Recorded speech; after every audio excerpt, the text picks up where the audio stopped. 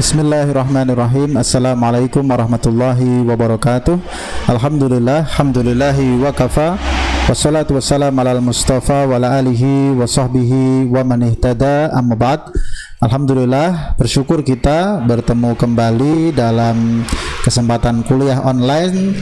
Kali ini dalam mata kuliah tafsir ayat dan hadis ekonomi. Meskipun dalam kondisi masih pandemi dan masih online, saya berharap tidak mengurangi semangat kita dalam terus bersemangat menuntut ilmu. Dan saya harap rekan-rekan sekalian dalam kondisi sehat semuanya. Kita akan berbicara terkait ayat hadis larangan riba. Dan saya kira ini bukan sesuatu yang baru, khususnya bagi teman-teman sekalian mahasiswa perbankan syariah. Tentu kata-kata riba atau materi tentang riba sudah banyak dibahas dalam mata kuliah yang lainnya, misalnya dalam masalah dasar-dasar ekonomi Islam. Nah, kita kali ini akan fokus dalam pembahasan ayat-ayat yang terkait dengan riba. Kalau bicara ayat-ayat terkait dengan riba, maka sesungguhnya pelarangan riba itu melalui fase yang bertahap. Dan ini tentu sangat-sangat dimaklumi karena pada saat itu riba adalah satu muamalat yang sangat mengakar kuat di masyarakat Arab jahiliyah, sehingga tentu membutuhkan waktu dalam memberantasnya, membutuhkan waktu dalam mengharamkannya, sebagaimana juga bagaimana pengharaman khamr atau minuman keras. Kita tahu bahwa ayat-ayat yang turun dalam pengharaman khamr itu secara bertahap, tidak hanya satu kali, karena memang khamr adalah minuman yang sudah sangat mengakar di masyarakat Arab jahiliyah. Maka demikian pula kalau kita bicara ayat-ayat tentang riba, ada diantaranya surat Ar-Rum ayat 39. Ayat ini bahkan turun masih pada fase Makkiyah. Kita tahu pada fase Makkah yang paling diutamakan dan ditekankan adalah masalah ibadah, masalah akidah, tauhid, masalah keyakinan. Jadi sebenarnya belum banyak pada masa Makkah itu membahas tentang muamalat. Tetapi sudah ada surat Ar-Rum ayat 39 yang membahas riba, tetapi baru sekedar memberikan gambaran umum bahwa riba adalah sesuatu yang buruk, tidak bertambah di sisi Allah, dan yang bertambah adalah zakat. Maka ayat ini juga mengandung tentang anjuran zakat. Kemudian pada masa di Madinah ada surat An-Nisa ayat 160, 161. Nanti kita akan bahas sedikit ya. Pada ayat ini baru digambarkan tentang bagaimana buruknya perilaku Yahudi dan bagaimana ancaman bagi orang-orang Yahudi terkait mereka memakan riba.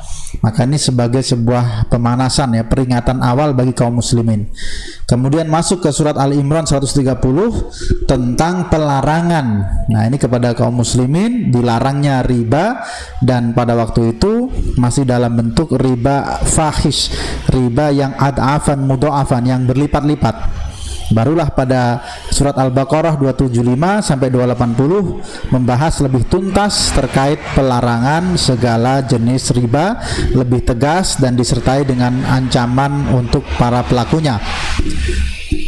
Bagi teman-teman silahkan nanti diperdalam dalam surat Ar-Rum 39, An-Nisa dan Al-Imran 130, karena pada kesempatan kuliah kali ini kita akan lebih membahas pada surat Al-Baqarah 275, yaitu sebagai ayat yang lebih tuntas, lebih lengkap, dan di akhir dalam mengharamkan riba.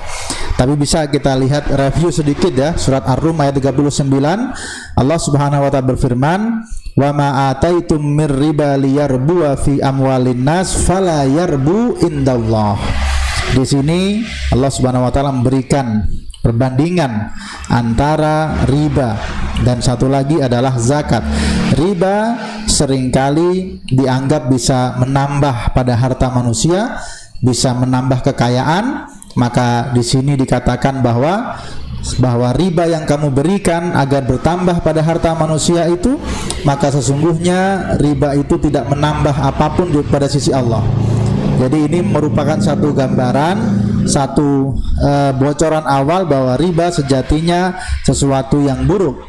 Nah, kemudian diberikan alternatif yang baik, wa ma ataitum min zakat turiduna wajhallah faulaika humul mut'ifun. Sementara apabila yang kamu berikan zakat, yang kamu niatkan untuk mencapai ridha Allah, maka justru yang demikian itu adalah orang-orang yang melipat gandakan pahalanya. Artinya yang bermanfaat di sisi Allah justru adalah zakat. Riba yang seringkali dinilai bermanfaat ternyata tidak menambah apapun di sisi Allah, justru malah menjadi sebuah keburukan. Sekali lagi, ini termasuk ayat awal-awal terkait riba. Kemudian disusul ayat 160, 161 yang sudah di Madinah. Sekali lagi, ayat ini masih berkisah tentang keburukan Yahudi dan ancaman karena mereka memakan riba. Jadi belum secara khusus ditujukan untuk kaum muslimin. Fabidulmim minal ladina hadu haramna alaihim thayyibatin uhillat lahum wa bisaddihim an sabilillahi katsiran wa akhdihimur riba wa qatnuhu anhu wa aqlihim amwalan nas bil batil wa atadna lil kafirina minhum adaban alima. Maka disebabkan zalimnya orang-orang Yahudi, kami haramkan atas mereka makanan-makanan yang dulunya dihalalkan bagi mereka sebagai hukuman dari Allah Subhanahu wa taala. Karena mereka zalim, karena mereka menghalangi manusia dari jalan Allah, dan karena mereka memakan riba padahal mereka sudah dilarang.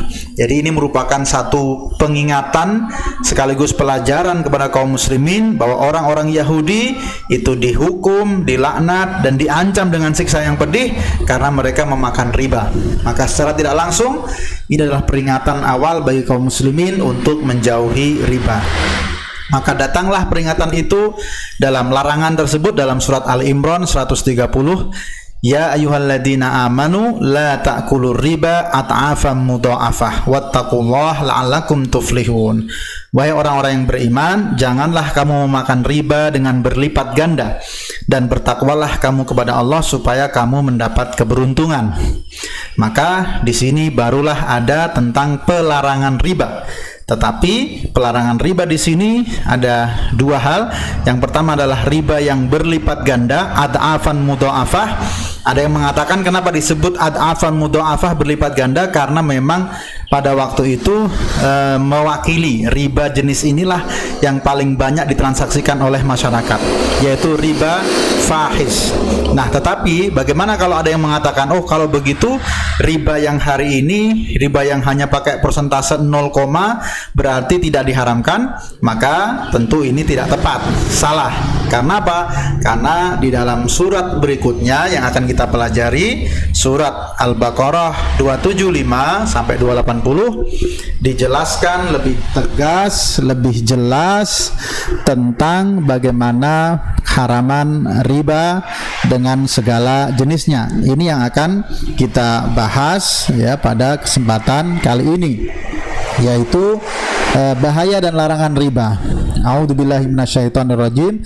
Alladzina ya'kuluna riba, orang-orang yang memakan riba, la yakumuna illa kama yakumul ladzi yatakhabbatuhu syaitanu minal mas. Nanti mereka di hari kiamat mereka tidak bisa berdiri kecuali berdirinya sebagaimana orang-orang yang kemasukan syaitan. Masukkan syaitan dalam kondisi kesurupan, tidak bisa berdiri tegak, berdiri seperti orang gila, yaitu sempoyongan. Dzalika bi annahum qalu, karena itu semua itu karena mereka mengatakan innamal bai'u mislur riba, sesungguhnya jual beli itu sama, mirip dengan riba. Kemudian wa ahallallahu al-bai'a wa harramar riba, dan Allah menghalalkan jual beli dan mengharamkan riba. Faman ja'ahu mau'idatum mir rabbih, siapa-siapa yang telah sampai nasihat larangan ini dari Tuhannya, fantaha, lalu selesai, berhenti, bertaubat, tidak mau mengambil riba, falahu ma salafa, maka yang sudah lalu halal baginya, yang sudah dinikmatinya dari hal-hal yang lalu tidak ada masalah. falahu ma salafa wa amruhu ilallah, urusannya terserah kepada Allah. Wa man ada, tapi orang-orang yang sudah tahu larangan dan kemudian kembali mengambil, tetap membandel, faulaika ashabun nar, maka mereka itu adalah penghuni neraka, hum fiha khalidun, mereka kekal di dalamnya, naudzubillah summa naudzubillah. Ayat ini di dalam beberapa mufradatnya kita perlu tekankan, yakuluna riba, memakan riba. Maka beberapa pertemuan sebelumnya juga kita membahas ya, mengapa sering disebutkan dengan kalimat makan, yakuluna riba, yakuluna amwalakum ya bil batil. Menggunakan kata makan karena tentu ini sebenarnya dalam mereka yang mengambil riba bukan berarti hanya digunakan untuk makan yang tidak boleh, tetapi juga yang digunakan untuk selain kebutuhan makan. Jadi baik riba itu diambil untuk memenuhi kebutuhan makan, konsumsi, maupun untuk kebutuhan yang lain, tetap saja itu tidak boleh. Nah, kenapa disebutkan dengan makan? Karena memang dianggap sebagai kebutuhan yang mendasar, kebutuhan yang paling besar. Kemudian ar-riba, riba sendiri artinya adalah tambahan. Nah, riba yang dimaksud di sini di dalam ayat adalah riba an-nasi'ah, yaitu riba yang paling banyak ditransaksikan pada waktu jahiliyah. Meskipun ada juga jenis riba-riba yang lain, yaitu riba ketika seorang berhutang, kemudian dia tidak mampu membayar hutang, maka kemudian mereka sepakat agar pembayaran ditangguhkan, tetapi juga sepakat bahwa hutangnya ditambah. Maka ini riba jahiliyah. Kemudian yatahabbatuhu syaitanu minal mas, yaitu kondisi orang-orang yang memakan riba. Mereka sebagaimana pada hari kiamat ketika dibangkitkan, mereka sebagaimana orang-orang yang dipukul setan, yaitu kesurupan, dan perilakunya seperti orang gila, tidak bisa berdiri kecuali dalam kondisi sempoyongan. Ini adalah beberapa makna mufradat ayat. Nah, kita ambil penjelasan global ayat ini dari kitab Aisyarut Tafasir yang ditulis oleh Syekh Abu Bakar Al-Jazairi. Jadi dikatakan bahwa pemakan riba nanti mereka dibangkitkan dari kuburnya hari kiamat seperti orang-orang yang mabuk, sebagaimana orang-orang yang kemasukan setan karena tekanan penyakit gila, jadi tidak bisa berdiri dengan tegak. Nah, menariknya ada juga yang menafsirkan bahwa ayat ini juga menggambarkan bahwa tindakan orang-orang yang memakan riba itu bukan hanya di akhirat yang mereka dalam kondisi goncang dan tidak stabil, tetapi mereka yang memakan riba di dunia sebenarnya juga dalam kondisi goncang, tidak stabil, tidak tertata kehidupannya. Jadi hilang akal sehatnya. Kita tahu yang terjerumus dalam riba akan senantiasa gali lubang, tutup lubang, dan kemudian hilang keberkahan. Maka ini adalah satu peringatan bagi kita. Sesungguhnya sistem riba membawa sebagai sistem yang tidak stabil dalam ekonomi, dan bukan hanya bahaya akhirat saja tetapi bahaya dunia, bisa menjadikan ekonomi goncang. Dan ini terbukti ketika kita pernah mengalami masa krisis ekonomi tahun 98, ternyata yang survive, yang berhasil menjawab tantangan justru adalah lembaga industri perbankan syariah salah satunya. Kemudian ayat ini juga menjelaskan bahwa mereka yang menyamakan jual beli dengan riba, innamal bai'u mislar riba, itu adalah satu bentuk kebodohan, karena mereka menyamakan jual beli dengan riba. Mereka ingin mendapatkan legitimasi dengan riba mereka, lalu menyamakan jual beli dengan riba. Maka Allah membalas mereka dengan balasan yang sesuai. Karena kebodohan itu, maka mereka dibalas nanti di akhirat dalam kondisi seperti orang gila. Karena memang justru sangat berbeda antara jual beli dan riba. Karena jual beli mempunyai maslahat merata baik individu maupun kemasyarakatan, menjawab kebutuhan masyarakat, dan dalam jual beli keuntungan yang didapat adalah halal berdasarkan harga barang, sementara di dalam riba terdapat penindasan dan kezaliman. Sungguh sangat jauh berbeda. Maka hingga hari-hari ini pun masih banyak sepertinya orang-orang yang sering berdialektika, membuat logika bahwa sama saja antara bank syariah dengan konvensional dengan berbagai macam tuduhan. Maka ini harus juga kita cermati sekaligus kita evaluasi apakah benar yang mereka tuduhkan atau sebaliknya. Sesungguhnya perlu pembuktian dan perlu evaluasi dari kita semua selaku pegiat ekonomi syariah. Kemudian juga riba yang sudah diambil atau dipungut sebelum turut ayat ini boleh tidak dikembalikan. Karena apa? Karena tentu akan menyusahkan. Karena mereka orang-orang jahiliyah itu sudah sangat lama berinteraksi dengan skema ribawi. Bisa dibayangkan kalau riba-riba yang terdahulu juga harus dikembalikan, maka tentu itu akan sangat menyusahkan dan belum tentu mereka akan mampu melakukan. Karena itulah ini sebagai satu bentuk bagaimana syariat Islam adalah syariat yang samhah, ya, yang mengetahui, yang sangat toleran dengan kondisi manusia, sehingga yang sudah terjadi yang lalu biarlah berlalu, tetapi yang belum tidak boleh dilakukan kembali. Dan berdasarkan keterangan dalam Al-Quran dan Sunnah dan ijma bahwa tauhid dan iman dapat menghalangi seseorang dari kekal dalam neraka. Jadi sesungguhnya ketika orang masih mempunyai tauhid dan keimanan, maka insya Allah tidak akan kekal di neraka meskipun dia mempunyai dosa-dosa. Tetapi pada kasus ini, di dalam ayat ini ternyata dijelaskan bahwa orang sekalipun dia mempunyai tauhid sekalipun, kalau dia benar-benar memakan riba, dia benar-benar terus membandel, tidak mau bertobat, tidak mau berhenti dari riba, maka ternyata ada ancaman, yaitu kekal di dalam neraka. Naudzubillah summa naudzubillah.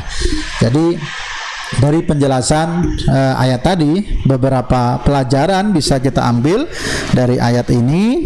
Yang pertama adalah penjelasan, sekali lagi, hukuman bagi para pemakan riba nanti di hari kiamat. Mereka akan dibangkitkan dalam kondisi tidak stabil, berguncang, sempoyongan seperti orang gila. Dan ini juga sebagai salah satu gambaran, jangan-jangan di dunia seperti itu juga orang-orang yang sudah terlibat dalam riba. Kemudian juga keharaman riba dan setiap harta yang haram juga ada di dalam ayat ini, dan ditambahkan dengan ancaman-ancaman yang keras, yang jelas dan yang tegas, maka harus kita jauhi. Dan sebaliknya, ayat ini juga memotivasi kita tentang jual beli, karena disebutkan tentang wa ahallallahul bai'a, Allah telah menghalalkan mencari keuntungan dalam bentuk jual beli. Tentu yang dihalalkan, yang diperbolehkan adalah jual beli yang memenuhi syarat-syaratnya sebagaimana disebutkan dalam kitab-kitab fikih. Kemudian dari ayat ini kita juga belajar bahwa barang siapa yang bertaubat dari riba, maka akan diterima taubatnya, dan akan halal baginya apa yang didapatkan sebelum bertaubat.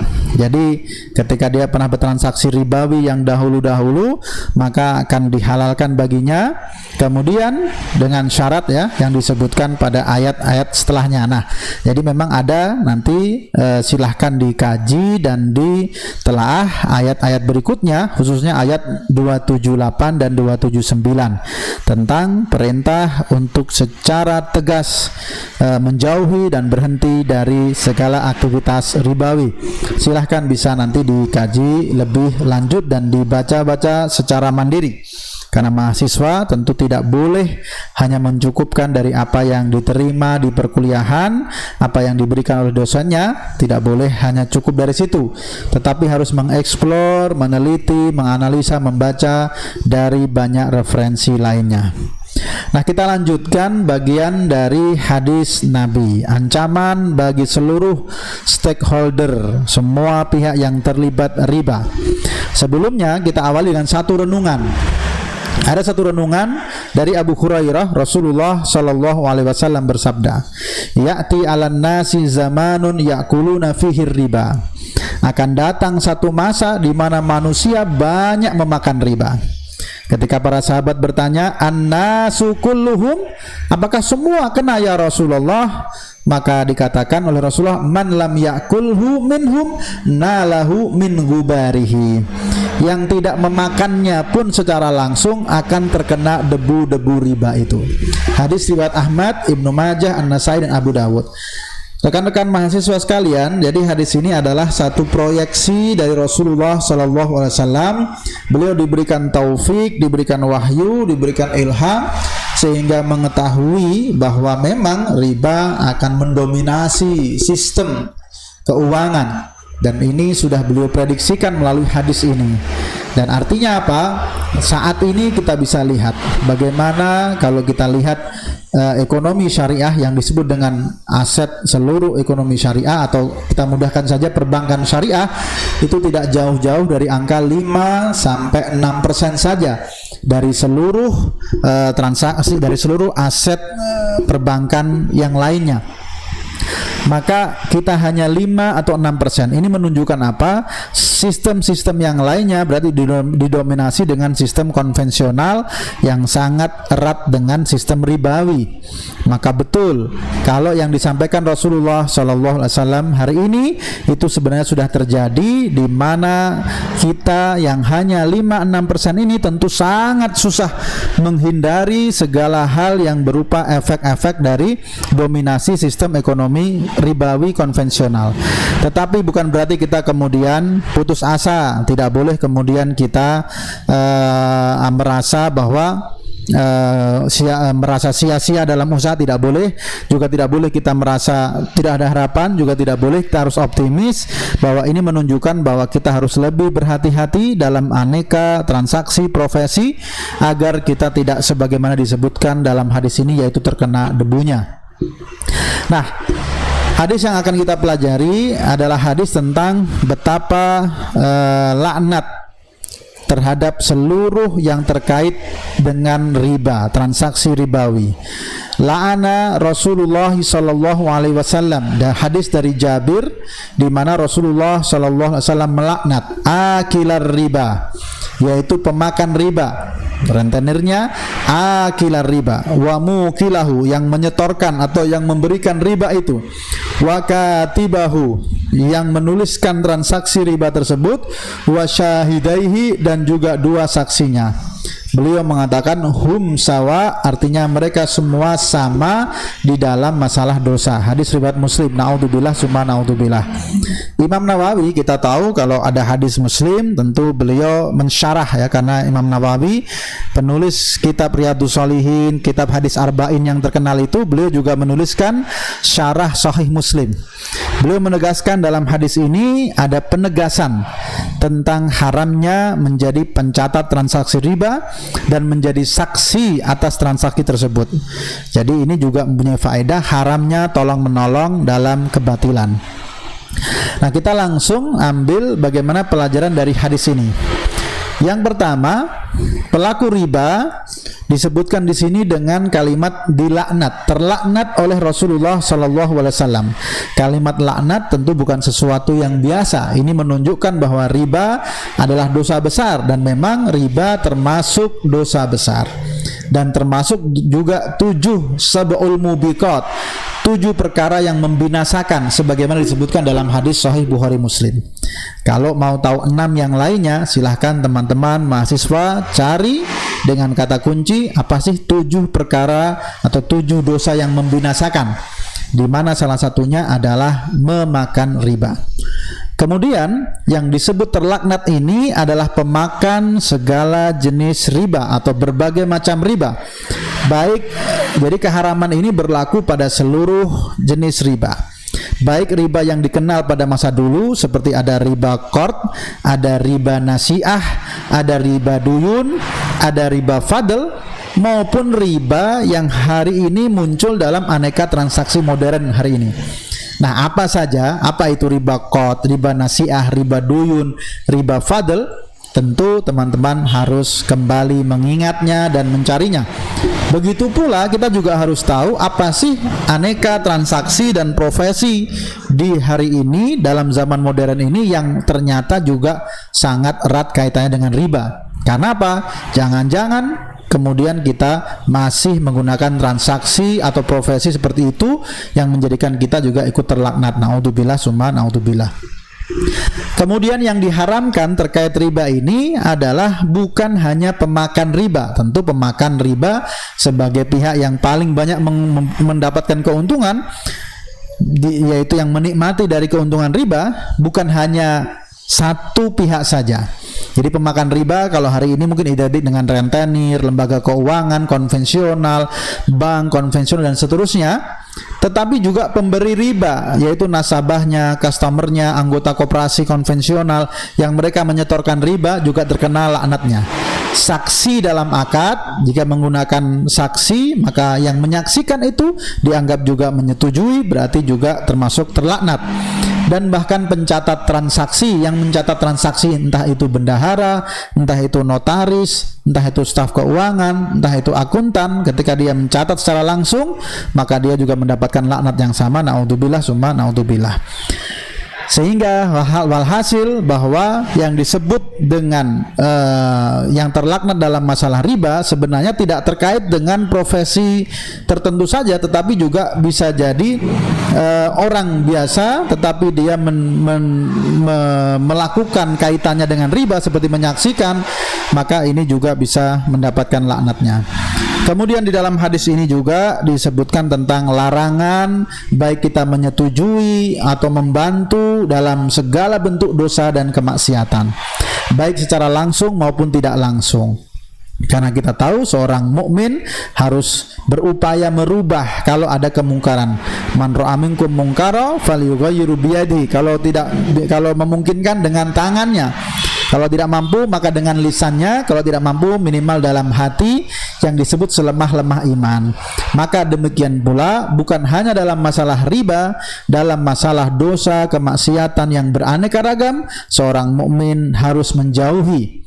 Sikap diam menyetujui itu juga harus dijauhi, dan apalagi membantu. Yang lebih tepat adalah kita berupaya melawan, menghilangkan, memberantas, tentu dengan cara-cara yang baik yang tidak menimbulkan kerusakan yang lebih berat lagi. Nah, tentu banyak hal yang bisa kita diskusikan dalam kesempatan mata kuliah atau perkuliahan kali ini, karena bahasan riba sebenarnya bahasan yang besar, bahasan yang mendalam, tetapi saya yakin sudah banyak juga dipelajari dalam mata kuliah yang lain. Kali ini kita akan lebih mengarah dari sisi inspirasi ayat dan hadis, dan saya yakin ayat-ayat pokok terkait larangan riba dan hadis-hadis pokok terkait larangan riba harus juga kita hafal selaku mahasiswa perbankan syariah. Demikian, semoga Allah Subhanahu wa taala memudahkan, semoga sehat dan semangat selalu. Mohon maaf atas kesalahan dan kekurangan. Assalamualaikum warahmatullahi wabarakatuh.